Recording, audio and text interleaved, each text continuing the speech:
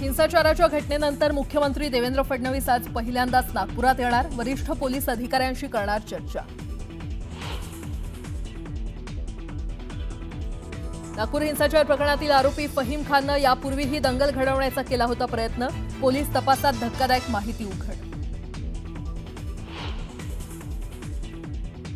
औरंगजेबाची कबर हटवण्यासाठी उच्च न्यायालयात याचिका, आरटीआय कार्यकर्ता केतन तिरोडकरांची याचिकेतून मागणी, कबर ही राष्ट्रीय स्मारकांच्या व्याख्येत बसत नसल्याचा दावा।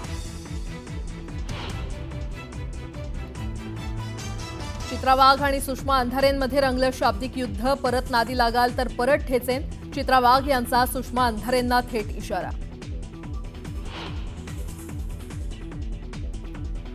महाशक्तीच्या जोरावर धमक्यांची भाषा तुमच्या जवळ ठेवा, माझ्याशी नीट वागायचं, पोस्ट करत सुषमा अंधारेंचा पलटवार।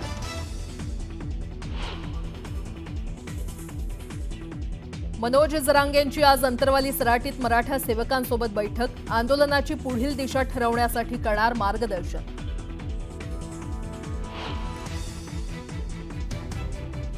मारहाणीला कंटाळून माहेरी आलेल्या पत्नीचं मित्रांच्या मदतीनं पतीकडून अपहरण, सिन्नरमधील अपहरणाच्या घटनेचं सीसीटीव्ही समोर, पोलिसांकडून पीडितेची सुटका।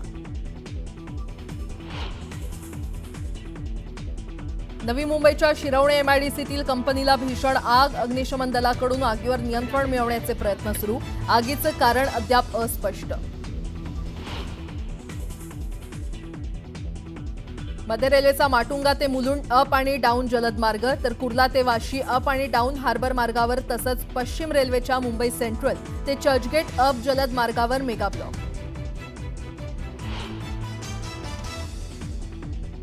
आणि आजपासून रंगणार आयपीएलचा थरार, कोलकाता आणि आरसीबी यांच्यात पहिला सामना।